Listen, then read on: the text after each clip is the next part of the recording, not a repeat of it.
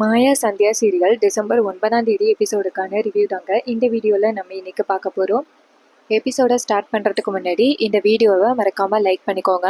உங்களுடைய ஒவ்வொரு லைக்கும் அடுத்தடுத்து வீடியோஸ் போடும் பொழுது எங்களுக்கு கொஞ்சம் இன்ட்ரெஸ்டிங்காகவும் என்கரேஜிங்காகவும் இருக்கும்.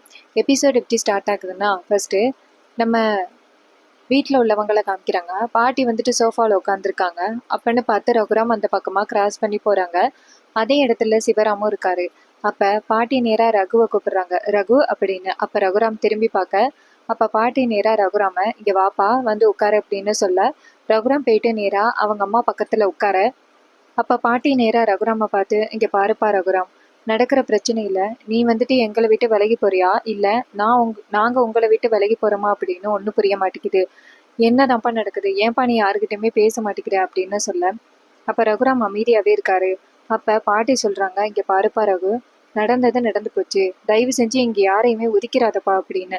அப்போ ரகுராம் சொல்கிறாரு, நம்பினவங்க எல்லாருமே எனக்கு நம்பிக்கை துரோகம் பண்ணதுனால இப்போ எனக்கு யாரை நம்புறதுனே தெரியல, அதான் விலகி நடக்கிறேன் அப்படின்னு. அப்போ ரகுராமோட அம்மா கேட்குறாங்க, ஏன்பா பெத்த தாயை கூடயா நீ ஒதுக்குவ அப்படின்னு. அப்படி இவங்க பேசிக்கிட்டு இருக்கும் பொழுது வீட்டுக்கு ஒரு ஜோசியக்காரர் வராரு. அவரை பார்த்ததோட பாட்டி வந்துட்டு வாங்க அப்படின்னு சொல்ல, அவர் வணக்கம் சொல்லிட்டு வந்து உட்கார்றாரு. அப்போ பாட்டி கேட்குறாங்க, என்ன திடீர்னு வந்திருக்கீங்க அப்படின்னு. அப்போ அந்த இடத்துக்கு சீனும் வந்துட்டு ஜோசியக்காரர் வந்ததோட என்ன இது இவர் வந்திருக்காரு அப்படின்னு சீனு நினைக்கிறாரு. அப்போ பாட்டி நேராக ஜோசியக்காரர்கிட்ட, வாங்க சாமி யார் வர சொன்னா அப்படின்னு கேட்க, அப்போ ஜானகி வந்துடுறாங்க. நான் தான் வர சொன்னேன் அப்படின்னு சொல்ல, இதை கேட்டுட்டு ரகுராம் கோவப்படுறாரு. அதே நேரம் வீட்டில் உள்ளவங்க எல்லாரும் வராங்க. அப்போ பாட்டி கேட்குறாங்க, எதுக்கு ஜானகி வர சொன்ன அப்படின்னு. ஜானகி சொல்கிறாங்க, எல்லாம் ஒரு நல்ல விஷயத்துக்காக தான் அப்படின்னு. பாட்டி கேட்குறாங்க, என்ன நல்ல விஷயம் அப்படின்னு. ஜானகி சொல்கிறாங்க, அத்தை இது மாதிரி பிள்ளைங்களுக்கு கல்யாணம் பண்ணியாச்சு, இன்னும் கழுத்தில் மஞ்சள் கயிறோடு இருக்காங்க, அவங்களுக்கு தாலி பிரித்து கோக்கணும்ல, அதுக்கான ஒரு நல்ல நாளை பார்க்கறதுக்காக தான் அவங்கள வந்துட்டு வர சொன்னேன் அப்படின்னு. இது கேட்டதோட பத்மா கோவப்படுறாங்க. அப்போ பார்வதி சொல்கிறாங்க, இங்கே பாருங்கக்கா, இவங்களுக்கு கல்யாணம் என்ன முறையாவ நடந்துச்சு, தனாவுக்கு சுத்தமா இன்னும் கதிரை பிடிக்கல, கதிர் கட்டாய தாலி கட்டியிருக்கான் தனாவோட கழுத்துல. இன்னுமே சீனு வந்துட்டு மாயாவை ஏத்துக்கவே இல்லை.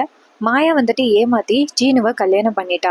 இப்படி இருக்கையில எப்படி அந்த தாலி பிரிச்சு கோக்குற சடங்கை நடத்த முடியும் அப்படின்னு பத்மா கேட்குறாங்க. இதை கேட்டுட்டு ஜானகி சொல்றாங்க, இங்க பாரு பத்மா, நடக்க வேண்டியது நடந்துதானே ஆகணும், இந்த மாதிரி நல்ல காரியத்தையெல்லாம் தடைப்பட்டு வைக்கக்கூடாது அப்படின்னு. அப்ப பத்மா கேக்குறாங்க, இங்க பாரு, இதுல கண்டிப்பா வந்துட்டு யாருக்குமே உடன்பாடு இருக்காது. அப்படி இருக்கையில எப்படி இந்த தாலி பிரிச்சு கோக்குற சடங்கை நடத்த முடியும் அப்படின்னு பத்மா கேக்குறாங்க. அப்ப பத்மா நேரா வந்துட்டு அவங்க அம்மாவை பார்த்து, அம்மா நீங்களே சொல்லுங்க, இந்த வீட்டுல யாருக்குமே வந்துட்டு சம்மதம் இல்லாத போது எப்படி இந்த தாலி பிரிச்சு கோக்குற சாட்டி சொல்றாங்க. இங்க பாரு பத்மா, நீ நினைக்கிற மாதிரி இதை சாதாரணமா விடக்கூடாது. ஏன்னா என்னதான் வந்துட்டு அவங்களுக்கு விருப்பம் இல்லாம கல்யாணம் நடந்தாலுமே இந்த சாங்கியத்தை செஞ்சுதானே ஆகணும் அப்படின்னு.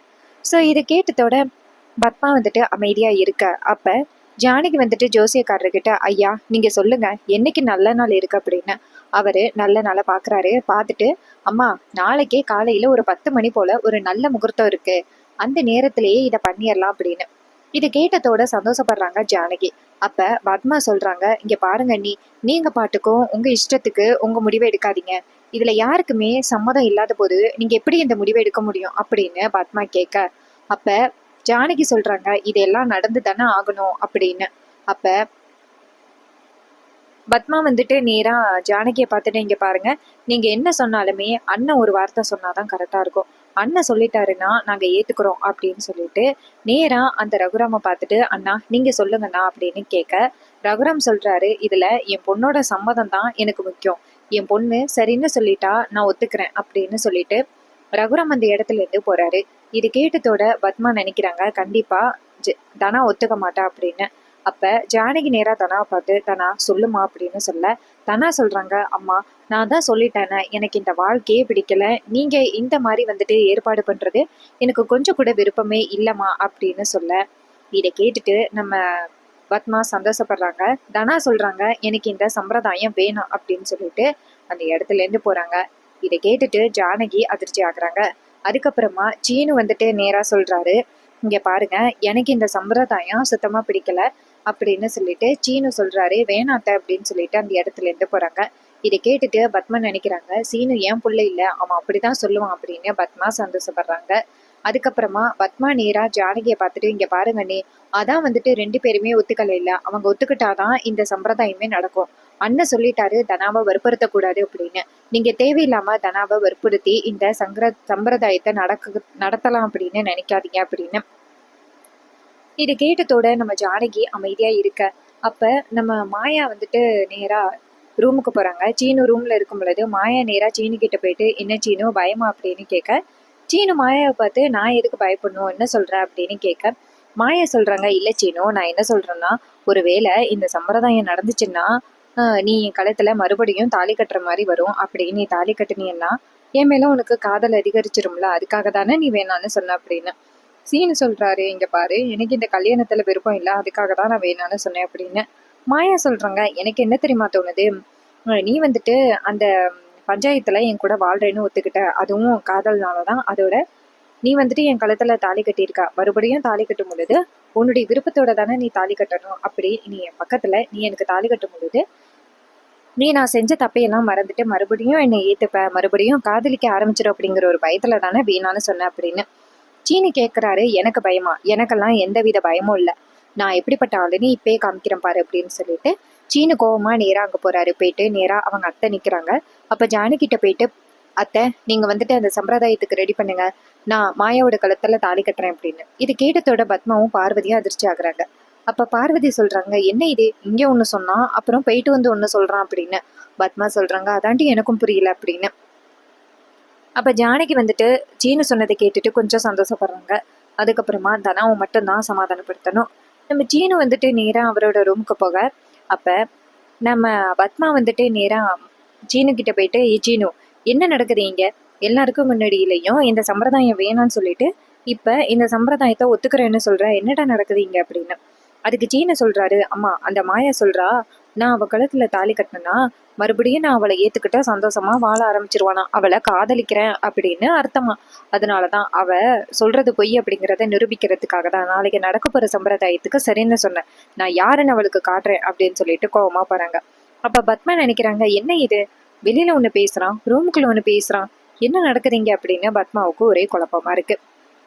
இன்னொரு பக்கம் நம்ம ஜானகியை காமிக்கிறாங்க. ஜானகி நினைக்கிறாங்க, எப்படியாவது வந்துட்டு நம்ம தனாவை வந்துட்டு சமாதானப்படுத்தணுமே அப்படின்ட்டு ஜானகி நேரா தனாவோட ரூமுக்கு போறாங்க. ஜானகி வந்துட்டு நேரா தனாவை போய் பாக்குறாங்க. தனா நேரா ஜானகியை பார்த்துட்டு, என்னம்மா வேணும் அப்படின்னு கேட்க, ஜானகி சொல்றாங்க, என்னம்மா இப்படி கேட்குற, தாலி பிரிச்சு கோக்குற சடங்கு வேணான்னு சொல்றியேம்மா, அதெல்லாம் தப்பு அப்படின்னு. அப்ப தனா சொல்றாங்க, ஏம்மா இப்படி இருக்க, உன்னோட ஆசைக்காக மட்டும்தான் நான் இருக்கணுமா, என் வாழ்க்கையை பத்தி நீ நினைச்சு கூட பார்க்க மாட்டியா, நீ சொன்னதுனாலதான் நான் வந்துட்டு பஞ்சாயத்துல அந்த கதிர் கூட சேர்ந்து வாழ்றேன்னு ஒத்துக்கிட்டேன். அதுக்கப்புறம் நீ சொன்னதுனாலதான் பாட்டி வீட்டோட கோயிலுக்கு போனேன், நீ சொன்னதுனாலதான் இதெல்லாம் நான் பண்ணிக்கிட்டு இருக்கேன், இதுக்கு மேலே நீ சொல்றது கேட்பேன் அப்படின்னு நீ நினைக்காத, நான் அந்த அளவுக்கு கஷ்டத்துல இருக்கேன், இந்த வாழ்க்கையே ஒரு இருட்டுக்குள்ள இருக்கிற மாதிரி இருக்கு, என் வாழ்க்கையே சுத்தமா அழிஞ்சு போயிட்டு அப்படின்னு. அப்ப ஜானகி சொல்றாங்க, ஏமா இப்படி பேசுற, தயவு செஞ்சு சொல்றது கேளுமா, உனக்கு ஒரு நல்ல வாழ்க்கை தான் அமைஞ்சிருக்கு, கதிர் உன்னை நல்லபடியா பார்த்துப்பான் அப்படின்னு. அப்ப தனா சொல்றாங்க, எப்படிம்மா, கார்த்தியை தான் நான் கல்யாணம் பண்ணுவேன் அப்படின்னு நினைச்சுக்கிட்டு இருந்தேன், உங்களுக்கு தெரியாதா நான் கார்த்தியை காதலிச்சது, நான் அந்த அளவுக்கு அவன் மேல உயிரா இருந்தேன், கடைசியில இவன் இப்படி திருட்டுத்தனமா தாலியை கட்டுவான்னு நான் எதிர்பார்க்கவே இல்லை, இப்படியெல்லாம் இருக்கும் பொழுது என்னால எப்படிமா அந்த பொறிக்கு கூட சேர்ந்து வாழ முடியும், இங்க பாருமா, நீ என்ன சொன்னாலும் கண்டிப்பா இந்த சம்பிரதாயத்துக்கு நான் ஒத்துக்க மாட்டேன், என் வாழ்க்கை இப்படியே தான் இருக்க போகுது, உங்களுக்கு என்ன, நான் உங்க பக்கத்திலே இருக்கணும் அவ்வளவுதானே, நான் காலம் ஃபுல்லா உங்க பக்கத்திலே இருக்கேன், சாகுற வரைக்கும் நான் பக்கத்திலே இருக்கேன், அன்னைக்கு அந்த கதிர் என் கழுத்துல தாலி கட்டும் பொழுதே நான் வந்துட்டு சூசைடு ட்ரை பண்ணேன், ஆனா நீங்க வந்துட்டு என்னை தடுத்துட்டீங்க, அதுக்கப்புறம் நான் எதுக்காக உயிரோட இருக்கேன்னு தெரியுமா, உங்களுக்காகவும் அப்பாவுக்காகவும் மட்டும்தான், இதே மாதிரி நான் கடைசி வரைக்கும் தனியாலே இருந்து போயிடுறேன், என்னுடைய ஆசை கனவு லட்சியம் எல்லாமே போச்சு, இது எல்லாத்துக்கும் யாரு காரணம், அந்த கதிர் தான் காரணம், என் வாழ்க்கை இப்படியே இருக்கணும் அப்படின்னு இருக்கு, அதனால நான் இப்படியே இருந்துடுறேன், நான் காலம் ஃபுல்லா இப்படியே இருந்துக்கிறேன், தயவு செஞ்சு இதுக்கு மேலே என்னை எதுக்கும் கட்டாயப்படுத்தாதீங்கம்மா அப்படின்னு நம்ம தானா பேச, இதை கேட்டுட்டு நம்ம ஜானகிக்கு பேரதிர்ச்சியா இருக்கு. ஜானகி ரொம்ப கவலையா வந்துட்டு சாமியை வந்து கும்பிட்டுட்டு நிக்கிறாங்க. இது அப்படியே வந்துட்டு கதிர் காதுல வாங்குறாரு. கதிர் வந்துட்டு நேரா தனா கிட்ட வந்துட்டு, தனா என்ன தனா இப்படி பேசுற அப்படின்னு கேட்க, தனா சொல்றாங்க, ஏம்மா, என் அம்மா கிட்ட எப்படி வேணாலும் பேசுவேன், அது கேட்கறதுக்கு நீ யாரு அப்படின்னு. அப்ப கதிர் சொல்றாரு, இங்க பாரு, அத்தை வந்துட்டு எனக்கு அம்மா மாதிரி, அவங்க லைட்டாக கண் கலங்கினாலும் எனக்கு தாங்க முடியாது. நீ இப்போ பேசின பேச்சு அவங்க ரொம்ப கவலைப்பட்டு இந்த இடத்துலேருந்து தலை குனிஞ்சு போகிறாங்க தெரியுமா? அதை கேட்கவே எனக்கு ரொம்ப சங்கடமாக இருக்குது. நீ எப்படி தானா உங்கள் அம்மா கிட்ட இப்படி பேசுகிற அப்படின்னு. அப்போ தானே சொல்கிறாங்க, இது எல்லாத்துக்கும் யார் காரணம் தெரியுமா? நீ தான். நீ மட்டும் அன்னைக்கு தாலி கட்டாமல் இருந்திருந்தியனா இந்நேரம் நான் கார்த்திக் சார் கூட சேர்ந்து சந்தோஷமாக வாழ்ந்திருப்பேன். என்னுடைய கனவு எல்லாத்தையுமே வந்துட்டு சதைச்சிட்டியல்ல. இங்கே பாரு, நான் கார்த்திக் சாரை கல்யாணம் பண்ணிட்டு டென்னிஸ்ல ரொம்ப பெரிய அளவில் சாதிக்கலாம் அப்படின்னு நினைச்சேன். ஆனால் என்னுடைய கனவு எல்லாத்தையுமே நீ புதைச்சிட்டு இல்லை. இன்னைக்கு நான் இப்படி மூலையில் உட்காந்துருக்கேன்னா அதுக்கு காரணமே நீ தான். இந்த ரூமே அப்படியே இருட்டா இருக்கிற மாதிரி இருக்கு. யார் முகத்தில் முழிக்கக்கூடாது அப்படின்னு நினைக்கிறனோ நீ தான் வந்துட்டு என் கண்ணு முன்னாடி நிற்கிற. எனக்கு கோவம் தாங்க முடியல அப்படின்னு சொல்லிட்டு தானா ரொம்ப திட்டிக்கிட்டு இருக்க. அப்போ நம்ம கதிர் சொல்கிறாரு, இங்கே பாரு, நீ என்னதான் பண்ணாலும் என் மேலே மட்டும் நீ கோவப்படணும். அதை விட்டுட்டு அத்தை மேலே கோவப்படுறது எனக்கு கொஞ்சம் கூட விருப்பமே இல்லை. அவங்க எந்த அளவுக்கு கவலைப்படுறாங்க பாத்தியா? அவங்க இப்படி கவலை அப்போ தானே கேட்குறாங்க, இது எல்லாத்துக்கும் நீ தானே? இன்னமும் ஒன்றுமே தெரியாத மாதிரி ரொம்ப நல்லவன் மாதிரி பேசுகிற. அன்னைக்கு மட்டும் நீ என் கழுத்தில் திருட்டுத்தனமாக தாலி கட்டாமல் இருந்திருந்தா இந்த வீட்டில் இவ்வளோ பெரிய பிரச்சனையே வந்திருக்காது. என் அம்மா அப்பா பிரிஞ்சதுக்கு நீ தான் காரணம். இந்த குடும்பத்துக்குள்ள சொத்து பிரிய போகிறதுக்கும் நீ தான் காரணம் அப்படின்னு. அப்போ கதிர் சொல்கிறாரு, இங்கே பாரு தனா, நான் உன் வாழ்க்கையை விட்டு போயிட்டா நீ நிம்மதியாக இருப்பியல்ல அப்படின்னு. அப்போ தனா நேராக கதிரை பார்க்க, அப்போ கதிர் சொல்கிறாரு, இங்கே பாரு தனா, சொல்கிறத கேளு. நான் உன் வாழ்க்கையை விட்டு போயிட்டா நீ சந்தோஷமா இருப்பியல்ல அப்படின்னு. அப்போ தனா சொல்கிறாங்க, கண்டிப்பாக சந்தோஷமா இருப்பேன் அப்படின்னு. அப்போ கதிர் சொல்கிறாரு, நீ போயிட்டு இந்த ஃபங்க்ஷனுக்கு ஒத்துக்க. நீ ஒத்துக்க, நான் வந்துட்டு ஒரு மாதம் இல்லை உன் வாழ்க்கையை விட்டு நான் போயிடுறேன் அப்படின்னு. இது கேட்டதோட தனா வந்துட்டு ரொம்ப சந்தோஷப்படுறாங்க. சரி, நான் அம்மாட்ட போய் சொல்கிறேன் அப்படின்னு சொல்லிட்டு தனா வந்துட்டு நேராக ஜானகியை போய் பார்க்குறாங்க. ஜானகி சாமி கும்பிட்டுக்கிட்டு இருக்காங்க. அப்போ தனா வந்துட்டு நேராக ஜானகிட்ட போயிட்டு, அம்மா இந்த தாலி பிரிச்சு கோக்குற சடங்குக்கு நான் ஒத்துக்கிறேன் அப்படின்னு சொல்ல, இதை கேட்டுட்டு ஜானகி சந்தோஷப்படுறாங்க. அப்போ நம்ம தனா வந்துட்டு நேராக மறுபடியும் மாடிக்கு போயிட்டு நேராக அந்த கதிரை பார்த்துட்டு, இங்கே பாரு, நீ சொன்ன வாக்கை காப்பாற்றணும் அப்படின்னு. அப்போ கதிர் சொல்கிறாரு, கண்டிப்பாக இந்த சம்பிரதாயம் முடிஞ்சு இன்னி ஒரு மாதையில் நான் உன் லைஃப்பை விட்டு போயிடுவேன் அப்படின்னு. இது கேட்டுட்டு தனாவும் சொன்ன வாக்கா காப்பாற்றணும் அப்படின்னு சொல்லிட்டு அந்த இடத்துலேருந்து போகிறாங்க. அதுக்கப்புறமா சீனை சிப் பண்ணி நேராக ஜானகியை காமிக்கிறாங்க. ஜானகி நேராக போய் சாமியை கும்பிட்றாங்க. எங்கே தனா இந்த சம்பிரதாயத்துக்கு ஒத்துக்க மாட்டாளோ அப்படின்னு நினச்சி நான் ரொம்ப கவலைப்பட்டேன். ஆனால் தனா இந்த சம்பிரதாயத்துக்கு ஒத்துக்கிட்டா ரொம்ப சந்தோஷமா இருக்கு அப்படின்னு சொல்லிட்டு ஜானகி சாமி கும்பிட்டுட்டு அந்த இடத்துலேருந்து போகிறாங்க. இதை பார்த்துட்டு பத்மாவுக்கும் பார்வதிக்கும் அதிர்ச்சி. பார்வதி சொல்கிறாங்க, என்ன நீ இது? ஃபஸ்ட்டு அந்த சீனை வந்துட்டு ஒத்துக்க மாட்டேன் அப்படின்னு சொன்னான். அதுக்கப்புறம் மாயா என்ன சொன்னான்னு தெரியல, ரூமை விட்டு வெளியில் வந்துட்டு சீனு இந்த சம்பிரதாயத்தை ஒத்துக்கிறேன் அப்படின்னு சொல்லிட்டான். அதுக்கப்புறம் அண்ணன் சொன்னார், தனா ஒத்துக்கிட்டா மட்டும்தான் இந்த சம்பிரதாயம் நடக்கும்னு சொன்னார். அப்புறம் தனா என்ன பண்ணிட்டாங்கன்னா இப்போ வந்துட்டு சம்பிரதாயத்தை ஒத்துக்கிறேன்னு சொல்லிட்டா, இங்கே என்ன நடக்குது அப்படின்னு சொல்லி பேசிக்கிட்டு இருக்காங்க. ஸோ இதை பார்த்துட்டு பத்மா சொல்கிறாங்க, என்ன நடந்தாலும் நாளைக்கு நடக்க போகிற அந்த சம்பிரதாயம் நடக்கக்கூடாது அப்படின்னு சொல்லி பேசிக்கிட்டு இருக்காங்க. இன்னொரு பக்கம் அந்த புவனேஸ்வரியோட கூட்டத்தை காமிக்கிறாங்க. புவனேஸ்வரியும் பசுபதியும் உட்காந்துருக்காரு.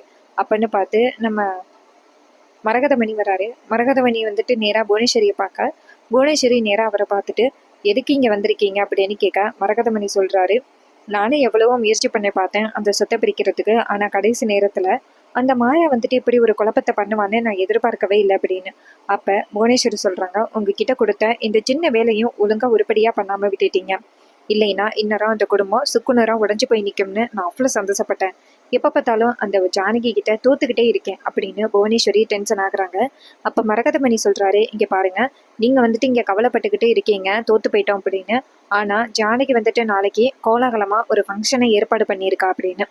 இது கேட்டதோட புவனேஸ்வரி ஷாக் ஆகி, என்ன ஃபங்க்ஷன் அப்படின்னு கேட்க, மரகதமணி சொல்கிறாரு, அந்த தனாவுக்கும் மாயாவுக்கும் தாலி பிரித்து கோக்குற சடங்கை ஏற்பாடு பண்ண போகிறாளாம் அப்படின்னு.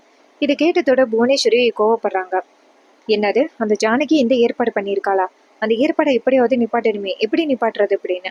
அப்போ மரகதமணி சொல்கிறாரு, நீங்கள் பாருங்க, நீங்கள் எப்படியாவது நிப்பாட்டுவீங்க அப்படிங்கிறதுக்காக தான் உங்ககிட்ட நான் சொன்னேன் அப்படின்னு. அப்பன்னு பார்த்து பசுபதி கேட்குறாரு, என்னத்தை ஏற்பாடு பண்ணி நம்ம அந்த ஃபங்க்ஷனை ஸ்டாப் பண்ணுறது அப்படின்னு. மரகதமணி சொல்கிறாரு, இங்கே பாருங்க, நீங்கள் ஏதாவது முயற்சி பண்ணுங்க, கண்டிப்பாக முடியும் அப்படின்னு. அப்பன்னு பார்த்து கார்த்தி அந்த இடத்துக்கு வந்துட்டு என்னால் ஃபங்க்ஷனை நிப்பாட்ட முடியும் அப்படின்னு. இது கேட்டதோட மரகதமணியும் புவனேஸ்வரியும் கேட்குறாங்க, எப்படி நிப்பாட்டுவ அப்படின்னு. அப்போ கார்த்தி சொல்கிறாரு, நான் கூப்பிட்டா கண்டிப்பாக அந்த தனா வருவா அப்படின்னு. இதை கேட்டுட்டு மரகதமணி சொல்கிறாரு, கோயில் திருவிழாவுக்கு போயிட்டு, நீ ஏன் அந்த தனாவை கூப்பிட்ருக்க, ஆனால் தனா உன் கூட வர முடியாது அப்படின்னு சொல்லியிருக்கா. உன் கூட வரணும்னு நினச்சா நீ கூப்பிட்டு கூப்பிடாம போயிருக்கலாம் அப்படின்னு. இதை கேட்டதோட மரகதமணி சொல்கிறாரு, இங்கே பாருங்க, நீங்கள் ஏதாவது முயற்சி பண்ணுங்க, கண்டிப்பாக முடியும் அப்படின்னு. அப்பன்னு பார்த்து கார்த்தி சொல்கிறாரு, அப்புறம் எப்படி உன் கூட வருவான்னு சொல்ற அப்படின்னு. அதுக்கு கார்த்தி சொல்றாரு, நான் கூப்பிட்டா வரமாட்டா, ஆனா எனக்கு ஏதாவது ஒண்ணுன்னா அவ கண்டிப்பா வருவா. அன்னைக்கு அவ என்ன சொன்னா தெரியுமா? இன்னும் என் மேல காதல் இருக்கு, ஆனா வேற வழி இல்ல, அதனாலதான் உங்களை விட்டு விலகி போறேன்னு சொன்னா. ஒருவேளை எனக்கு ஏதாவது ஆச்சுன்னா அவ கண்டிப்பா வருவா அப்படின்னு. அப்ப புவனேஸ்வரி கேக்குறாங்க, எப்படி அப்படின்னு. அப்ப கார்த்தி சொல்றாரு, ஒருவேளை நான் சூசைட் பண்ணிட்டா வருவாள்ல அப்படின்னு. இது கேட்டதோட புவனேஸ்வரிக்கு அதிர்ச்சி. என்னடா சொல்ற அப்படின்னு. அதுக்கு அந்த கார்த்தி சொல்றாரு, ஆமா எனக்கு ஏதாவது ஒரு பிரச்சனை ஆகிட்டுன்னா அவ கண்டிப்பா வருவா, நீங்க ஃபோன் பண்ணி சொல்லுங்க, தானா கண்டிப்பா இங்க வருவா அப்படின்னு. அப்போ புவனேஸ்வரி சொல்றாங்க, இப்போதைக்கு அந்த சடங்கை நிப்பாட்டுறதுக்கு அந்த ஜானகி ஊருக்கு முன்னாடி அவமானப்படுறதுக்கு ஒரு நல்ல வாய்ப்புன்னா அது தனா மட்டும்தான், தனாவை வச்சு மட்டும்தான் நிப்பாட்ட முடியும் அப்படின்னு சொல்ல, இதை கேட்டுட்டு அந்த கார்த்தி சொல்றாரு, அம்மா நீங்க ஃபோன் பண்ணி மட்டும் சொல்லுங்க, அவ கண்டிப்பா அந்த சம்பிரதாயத்தை விட்டுட்டு ஓடோடி வருவா அப்படின்னு. இதை கேட்டதோட புவனேஸ்வரியும் சரி அப்படின்னு சொல்றாங்க. புவனேஸ்வரியோட இந்த திட்டத்துல நம்ம தனா மாட்டுவாங்களா? இன்னொரு பக்கம் ஜானகி நடப்பாங்க கண்டிப்பா. இந்த சம்பிரதாயத்தை தடுக்கிறதுக்கு புவனேஸ்வரி கண்டிப்பா ஏதாவது ஒரு திட்டத்தை போடுவா. அதுலேருந்து எப்படி மீண்டு வர்றது அப்படின்னு நம்ம ஜானகி நினச்சிக்கிட்டு இருக்காங்க. மாயா வந்துட்டு கார்த்திகிட்ட ஒரு பொண்ணு வாய்ஸ் மாதிரி பேசி அந்த கார்த்தியை ஏமாத்தலாம் அப்படின்னு ஒரு பக்கம் நினச்சிக்கிட்டு இருக்காங்க. எப்படியாவது கார்த்திகிட்டேருந்து அந்த வீடியோவை வாங்கணும் அப்படின்னு. ஆனால் இன்னொரு பக்கம் கார்த்தி தனாவோட வாழ்க்கையையும் ஜானகியோட சந்தோஷத்தையும் ரகுரமோட குடும்பத்தையும் அழிக்கிறதுக்கு அந்த புவனேஸ்வரியை பசுபதி கார்த்தி எல்லாருமே காத்துக்கிட்டு இருக்காங்க. இதுல எல்லாம் எப்படி இருந்து நம்ம ஜானகி மீள போறாங்க அப்படிங்கிறது தான் அப்கமிங் எபிசோடில் ரொம்ப ரொம்ப இன்ட்ரெஸ்டிங்காக நடக்க போகுது. இதே மாதிரி இனிமே அப்டேட்ஸ் நம்ம சேனலில் தொடர்ந்து பார்க்கணும்னா மறக்காமல் நம்ம சேனலை சப்ஸ்கிரைப் பண்ணிக்கோங்க. பக்கத்தில் உள்ள பெல் ஐகானை கிளிக் பண்ணிவிட்டு ஆல்னு செட் பண்ணிக்கோங்க. அப்போதாங்க அடுத்தடுத்து புது புது வீடியோஸ் அப்லோட் பண்ணும் பொழுது உங்களுக்கு நோட்டிஃபிகேஷன் வரும்.